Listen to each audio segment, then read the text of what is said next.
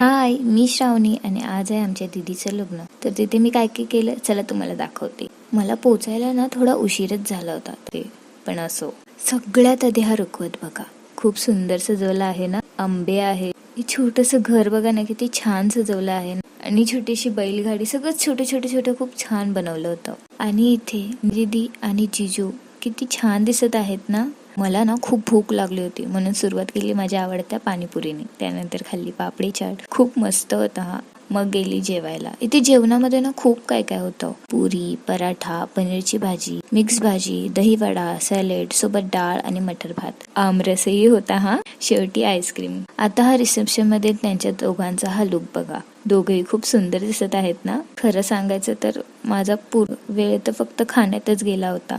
असो, पण खूप मज्जा आली हा.